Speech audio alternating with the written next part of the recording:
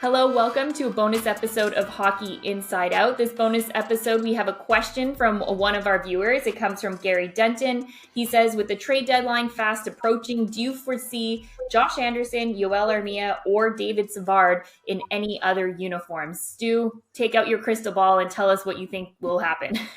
I think David Savard is the most likely to be traded, but I've also heard some rumblings that the Canadians would like to keep him around another year to help with the young defensemen, mentoring the young defensemen. But I think it depends on what Kent Hughes might be offered at the trade deadline.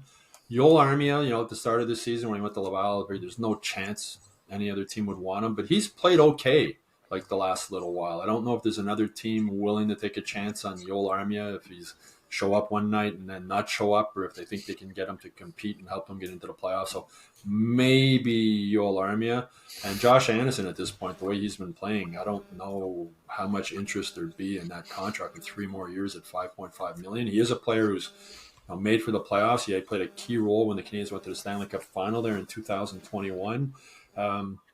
So I think if I had to pick one, I think David Savard would be the guy, but I wouldn't be shocked if all 3 of those guys are still with the Canadians after the trade deadline. Yeah, I'd say Savard has the most value on the trade market, right? A right shot defenseman. And hey, he's a sniper this year. Look at his goal totals. He's doing a lot to boost his trade value. But I think Armia is the guy that exactly. His one move that he can pull off once or twice per game, and it's 100% successful every time. You got to hand it to him. He has nailed that move. But I think Yoel Armia he's in a position where he could move. They'd probably have to retain salary just to make it work. But I think the Canadians are in a good position to do that. Josh Anderson, I'm with Stu. I don't think there's much of a chance this year. Maybe in the offseason. I know that Brad Treliving tried to acquire him when he was the GM of Calgary. So maybe another couple games of the Toronto Maple Leafs looking super soft. They might kick tires on that, but I kind of doubt it. And that $5.5 million, the Habs have to eat a lot of that for the Leafs to squeeze that in with their cap situation.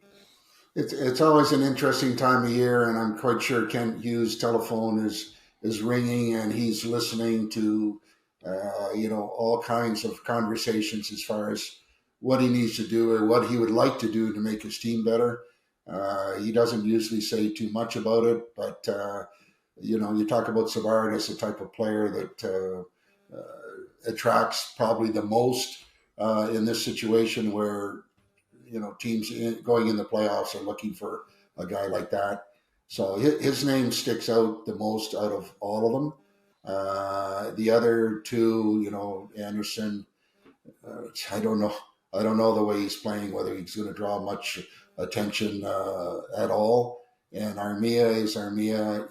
Now you see him, now you don't. There's there's a lot of question marks on him.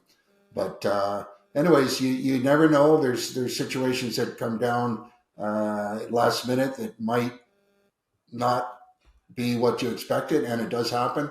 And Ken Hughes has a plan. He has a real feel for what he'd like to do, and you never know. But it is an interesting time, and I'm really believe that there's going to be some changes. It's just a matter of how many. And Savard could be a valuable guy for a playoff team. I mean, 3 years ago, Tampa picked him up and went on to win the Stanley Cup. He probably looked pretty good in Toronto. They can use some help. Big, solid, physical guy, kills penalties, blocks a ton of shots, a real good leader in the locker room. But again, I think it'll depend on what kind of offers that and who can get from him. If it's like a 4th-round pick or something, I think he'll just hang on to David Savard and keep him for another year.